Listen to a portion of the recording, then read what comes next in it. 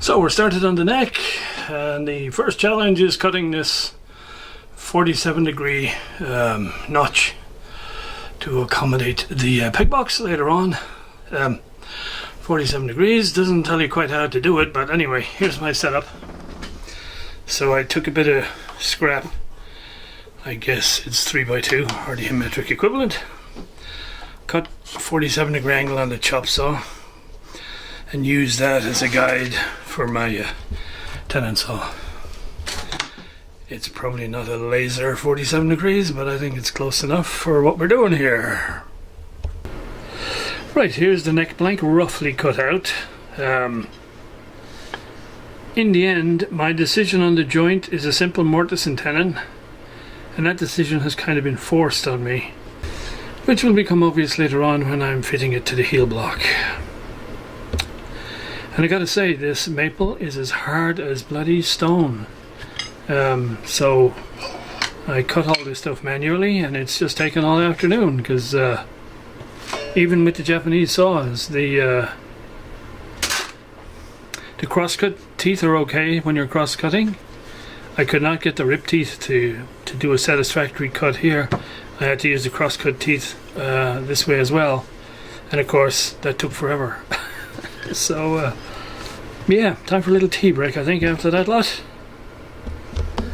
So to ensure two things: one, that the center line of the neck is exactly on the center line through the rest of the top, I'm making up this jig, and so when I will fix this end of it temporarily to the neck block and the other end of it to the heel block. And this is where I made a mistake with my first attempt. So here's my second attempt, which looks a lot better. The other thing this will ensure is that when this is fixed to the neck block and the other end to the heel block, then these things will be totally coplanar. So the depth of the slot that I route, using this as a guide, will ensure hopefully not only the neck is exactly in line with the center line, but it's also coplanar between the neck block and the tail block. That's the theory. Time will tell how well it gets executed. So after much contemplation and finagling, here's the sort of jig I've come up with to try and route this pocket so that it's in line with the center line and coplanar with the top edge. And I believe I have a router bit that's going to be long enough to go all the way down. It's not the most rigid of situations here, but yeah, not the easiest thing in the world to hold in a vise. So dry fit time, some time later, after lots of tweaking and sanding and whatever. So center line is perfectly right, the plane is correct. Unfortunately, the edges of the block are not in good shape, so I managed to get it sorted out on this side, but it's a mess over here. And if I was to move the whole thing forward by up to 1 millimeter, so this was nice and tight here, that would probably, every millimeter you go in here is altering the position of the bridge on the top plate, and I don't want to move that any more than I have to. So I think we'll stay with it like this, and I'll just fill that with something suitable.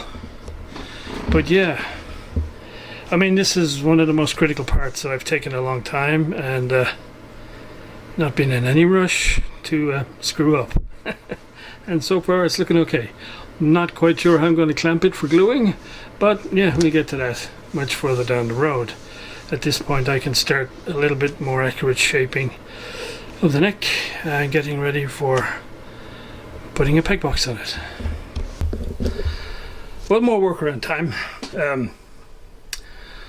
To taper the thickness of the neck, it would have been a lot easier to do it before I cut the tenon, but hey,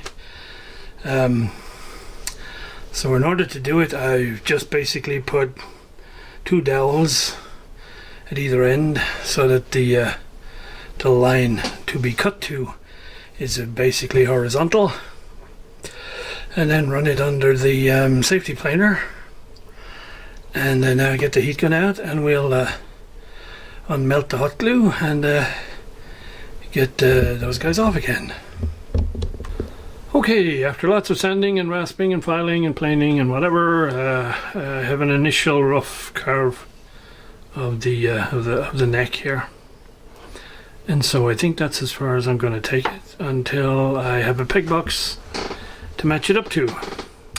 So that will be next, and there isn't a single right angle on it anywhere, so that's going to be fun and games. So the first thing I'm going to do is see if I can scan an image of this and get it onto actual dimensions, and just to see if I can get my CNC to carve that thing out.